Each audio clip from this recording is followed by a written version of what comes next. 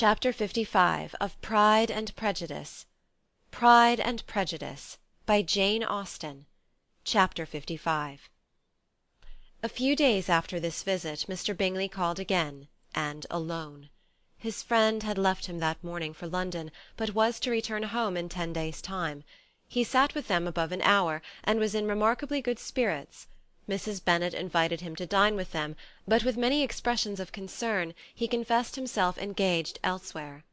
"Next time you call," said she, "I hope we shall be more lucky." He should be particularly happy at any time, etc., etc., and if she would give him leave, would take an early opportunity of waiting on them. "Can you come to-morrow?" Yes, he had no engagement at all for to-morrow, and her invitation was accepted with alacrity. He came, and in such very good time that the ladies were none of them dressed. In ran Mrs. Bennet to her daughter's room in her dressing-gown, and with her hair half finished, crying out, "My dear Jane, make haste and hurry down. He is come. Mr. Bingley is come. He is indeed. Make haste, make haste. Here, Sarah, come to Miss Bennet this moment, and help her on with her gown. Never mind Miss Lizzie's hair." "We will be down as soon as we can," said Jane. "But I dare say Kitty is forwarder than either of us, for she went upstairs half an hour ago." "Oh, hang Kitty! What has she to do with it? Come, be quick, be quick! Where is your sash, my dear?" But when her mother was gone, Jane would not be prevailed on to go down without one of her sisters. The same anxiety to get them by themselves was visible again in the evening. After tea Mr. Bennet retired to the library, as was his custom, and Mary went upstairs to her instrument. 2 obstacles of the 5 being thus removed, Mrs. Bennet sat down, and winking at Elizabeth and Catherine for a considerable time, without making any impression on them. Elizabeth would not observe her, and when at last Kitty did, she very innocently said, "What is the matter, mamma? What do you keep winking at me for? What am I to do?" "Oh, nothing, child, nothing. I did not wink at you." She then sat still 5 minutes longer, but unable to waste such a precious occasion, she suddenly got up, and saying to Kitty, "Come here, my love, I want to speak to you," took her out of the room. Jane instantly gave a look at Elizabeth which spoke her distress at such premeditation, and her entreaty that she would not give in to it. In a few minutes Mrs. Bennet half opened the door and called out, "Lizzie, my dear, I want to speak with you." Elizabeth was forced to go. "We may as well leave them by themselves, you know," said her mother as soon as she was in the hall. "Kitty and I are going upstairs to sit in my dressing-room." Elizabeth made no attempt to reason with her mother, but remained quietly in the hall, till she and Kitty were out of sight, then returned to the drawing-room. Mrs. Bennet's schemes for the day were ineffectual. Bingley was everything that was charming, except the professed lover of her daughter. His ease and cheerfulness rendered him a most agreeable addition to their evening party, and he bore with the ill-judged officiousness of the mother, and heard all her silly remarks with a forbearance and command of countenance particularly grateful to the daughter. He scarcely needed an invitation to stay supper, and before he went away an engagement was formed, chiefly through his own and Mrs. Bennet's means, for his coming next morning to shoot with her husband. After this day Jane said no more of her indifference. Not a word passed between the sisters concerning Bingley, but Elizabeth went to bed in the happy belief that all must speedily be concluded, unless Mr. Darcy returned within the stated time. Seriously, however, she felt tolerably persuaded that all this must have taken place with that gentleman's concurrence. Bingley was punctual to his appointment, and he and Mr. Bennet spent the morning together, as had been agreed on. The latter was much more agreeable than his companion expected. There was nothing of presumption or folly in Bingley that could provoke his ridicule, or disgust him into silence, and he was more communicative and less eccentric than the other had ever seen him. Bingley of course returned with him to dinner, and in the evening Mrs. Bennet's invention was again at work to get everybody away from him and her daughter. Elizabeth, who had a letter to write, went into the breakfast-room for that purpose soon after tea, for as the others were all going to sit down to cards, she could not be wanted to counteract her mother's schemes. But on returning to the drawing-room, when her letter was finished, she saw, to her infinite surprise, there was reason to fear that her mother had been too ingenious for her. On opening the door, she perceived her sister and Bingley standing together over the hearth, as if engaged in earnest conversation, and had this led to no suspicion, the faces of both, as they hastily turned round and moved away from each other, would have told it all. Their situation was awkward enough, but hers, she thought, was still worse. Not a syllable was uttered by either, and Elizabeth was on the point of going away again, when Bingley, who as well as the other had sat down, suddenly rose, and whispering a few words to her sister, ran out of the room. Jane could have no reserves from Elizabeth where confidence would give pleasure, and instantly embracing her, acknowledged with the liveliest emotion that she was the happiest creature in the world. "'Tis too much," she added, "by far too much. I do not deserve it. Oh, why is everybody not as happy?" Elizabeth's congratulations were given with a sincerity, a warmth, a delight, which words could but poorly express. Every sentence of kindness was a fresh source of happiness to Jane.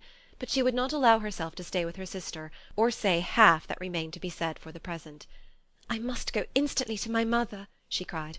"I would not on any account trifle with her affectionate solicitude, or allow her to hear it from any one but myself. He is gone to my father already. Oh, Lizzie, to know that what I have to relate will give such pleasure to all my dear family! How shall I bear so much happiness?" She then hastened away to her mother, who had purposely broken up the card-party, and was sitting upstairs with Kitty. Elizabeth, who was left by herself, now smiled at the rapidity and ease with which such an affair was finally settled, that had given them so many previous months of suspense and vexation. "And this," said she, "is the end of all his friends' anxious circumspection, of all his sisters' falsehood and contrivance, the happiest, wisest, most reasonable end." In a few minutes she was joined by Bingley, whose conference with her father had been short and to the purpose. "Where is your sister?" said he hastily as he opened the door. "With my mother upstairs. She will be down in a moment, I dare say." He then shut the door, and coming up to her, claimed the good wishes and affection of a sister.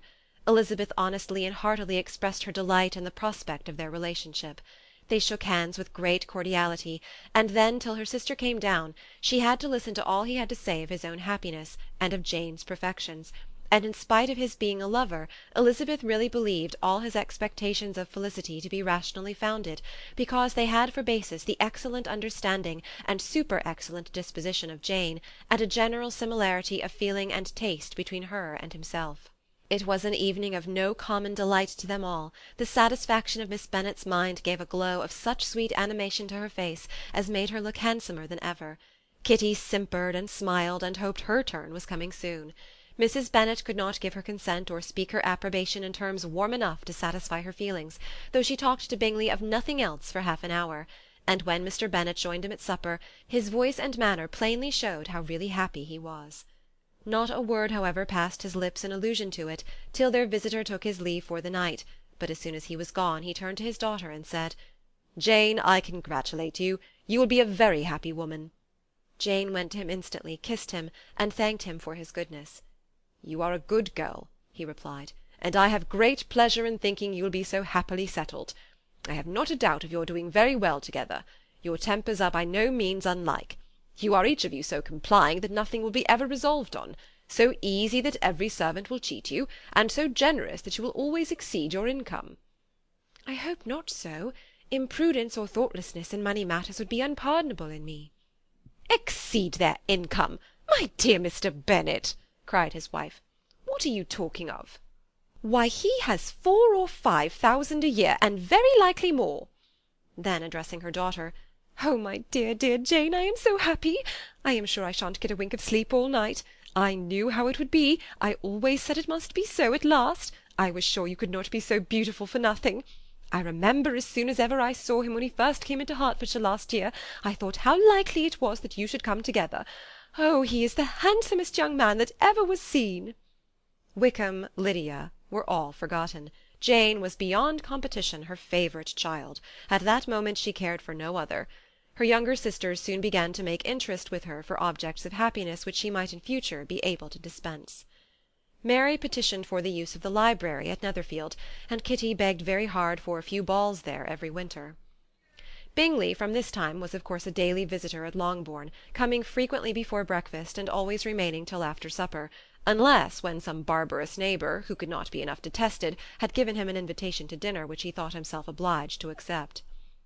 Elizabeth had now but little time for conversation with her sister, for while he was present Jane had no attention to bestow on any one else, but she found herself considerably useful to both of them in those hours of separation that must sometimes occur. In the absence of Jane he always attached himself to Elizabeth, for the pleasure of talking with her, and when Bingley was gone Jane constantly sought the same means of relief. "He has made me so happy," said she one evening, "by telling me that he was totally ignorant of my being in town last spring. I had not believed it possible." "I suspected as much," said Elizabeth. "But how did he account for it?" "It must have been his sister's doing. They were certainly no friends to his acquaintance with me, which I cannot wonder at, since he might have chosen so much more advantageously in many respects. But when they see, as I trust they will, that the brother is happy with me, they will learn to be contented, and we shall be on good terms again, though we can never be what we once were to each other." "That is the most unforgiving speech," said Elizabeth, "that I ever heard you utter. Good girl! It would vex me indeed to see you again the dupe of Miss Bingley's pretended regard." "Would you believe it, Lizzie, that when he went to town last November he really loved me, and nothing but a persuasion of my being indifferent would have prevented his coming down again?" "He made a little mistake, to be sure, but it is to the credit of his modesty." This naturally introduced a panegyric from Jane on his diffidence, and the little value he put on his own good qualities. Elizabeth was pleased to find that he had not betrayed the interference of his friend, for though Jane had the most generous and forgiving heart in the world, she knew it was a circumstance which must prejudice her against him. "I am certainly the most fortunate creature that ever existed," cried Jane. "Oh, Lizzie, why am I thus singled from my family and blessed above them all? If I could but see you as happy, if there were but such another man for you!" "If you were to give me 40 such men, I could never be so happy as you. Till I have your disposition, your goodness, I can never have your happiness. No, no, let me shift for myself, and perhaps, if I have very good luck, I may meet with another Mr. Collins in time." The situation of affairs in the Longbourn family could not be long a secret.